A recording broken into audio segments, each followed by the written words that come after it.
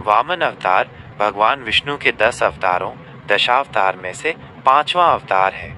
यह कथा त्रेता युग में राजा बलि के समय की है, जो भागवत पुराण, विष्णु पुराण और अन्य हिंदू ग्रंथों में वर्णित है। पृष्ठभूमि: राजा बलि एक शक्तिशाली असुर राजा थे, जो दैत्य गुरु शुक्राचार्य के शिष्य और प्रहलाद के पौत्र थे। बलि ने अपनी तपस्या और युद्ध कौशल से तीनों लोकों स्वर्ग, पृथ्वी, पाताल पर अधिकार कर लिया। यद्यपि वो दानवीर और धर्मनिष्ठ था, परंतु स्वर्ग पर असुरों का नियंत्रण देवताओं के लिए असहनीय था।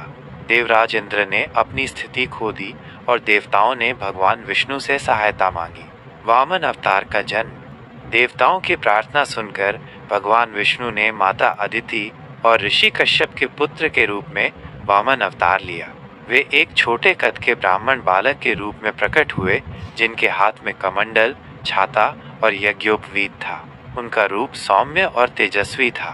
बलि के यज्ञ में आगमन: उस समय राजा बलि एक विशाल यज्ञ का आयोजन कर रहे थे।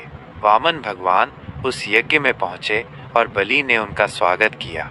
बलि अपनी दानशीलता के लिए प्रसिद्ध थे और उन्होंने वामन से उनकी इच्छा पूछी।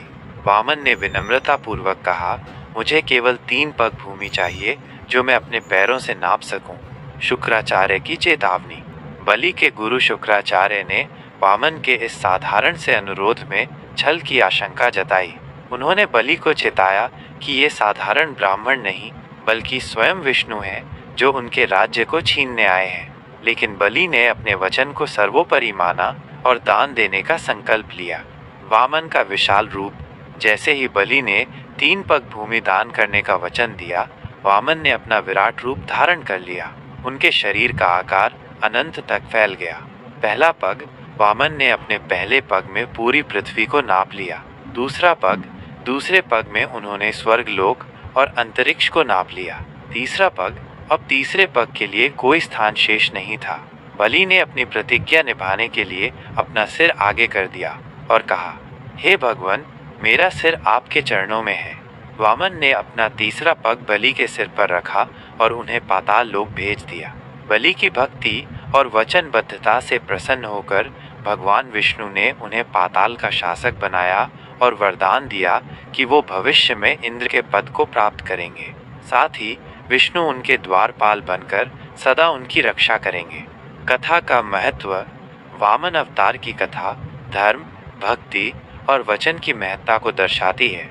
ये दर्शाता है कि भगवान अपने भक्तों की रक्षा के लिए किसी भी रूप में अवतरित हो सकते हैं।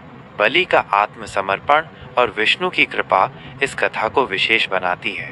यह कथा ओणम पर्व, केरल में और बलि प्रतिपदा, दिवाली के समय जैसे त्योहारों से भी जुड़ी है, जो बलि की भक्ति को स्मरण करते हैं। नैतिक शिक्षाएं: 1.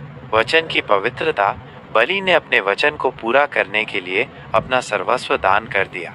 2. विनम्रता: वामन का छोटा रूप हमें सिखाता है कि वास्तविक शक्ति विनम्रता में है। 3.